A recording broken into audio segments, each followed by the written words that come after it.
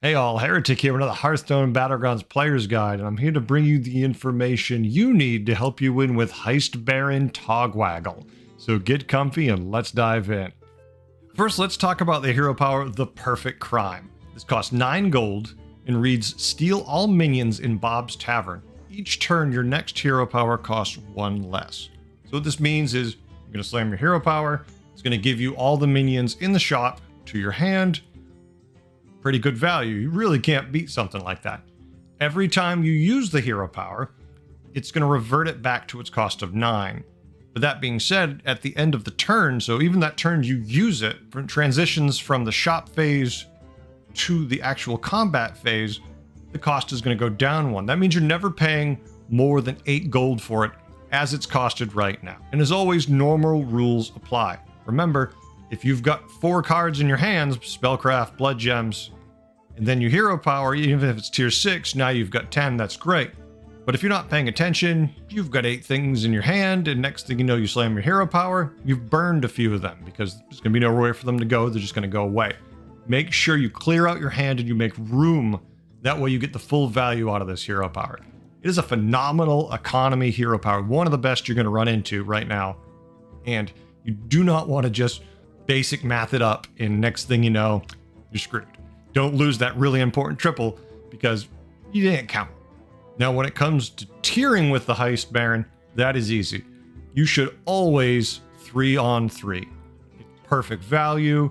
The next turn, you slam it on 4 your hero power, and wham, you're going to get a full shop. Hopefully some tier 3 minions in there, and you're feeling really, really good if you do this.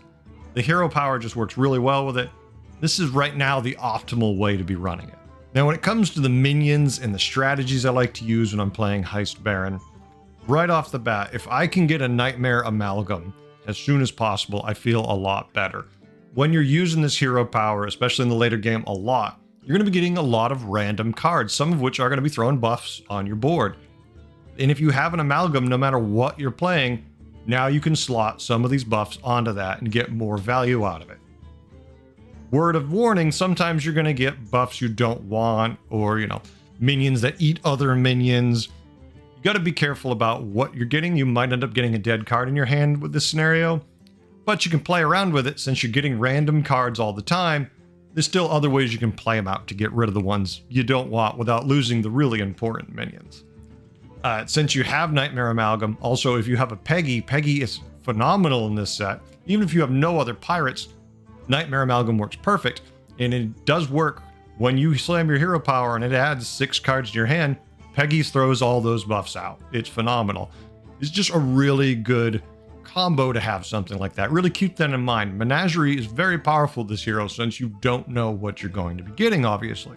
That being said, if all of a sudden you refresh the shop, there's 2 grease spots, there's nothing but Divine Shields there, you're going Divine Shield build.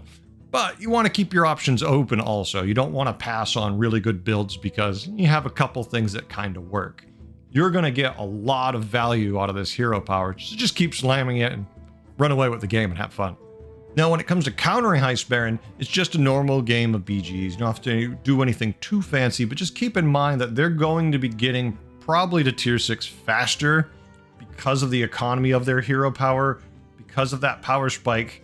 When they start slamming that, they're going to have a lot faster path to tier 6 minions and those bigger combo pieces. So keep an eye on what they're doing. Just be ready that the later the game goes, the more likely they are to have a really good tier 6 board cobbled together.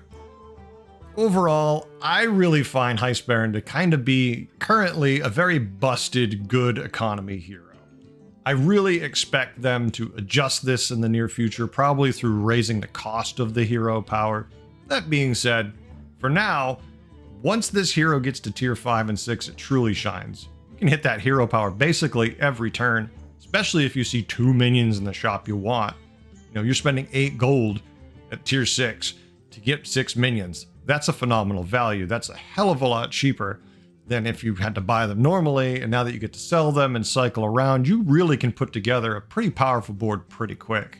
I think Heistbaron has a very high roll potential, and more often than not, as they stand right now, will get a lot of power and be really, really dangerous to deal with Now, when you're playing them, that's great. When you're against them, since they're in every lobby and doing pretty well, there's always the chance that they won't high roll, that they'll find all garbage minions when they go 3-on-3. It's all going to be tier 1 minions. And that can happen. I mean, no matter what, they're going to have bad games, but more often than not, the few games I've had with them, phenomenal results. So be wary or enjoy the game if you're getting to play with them. And stay tuned. I have more guides on the way. I hope you learned a few things today and you had a good time. I know I did. Bye.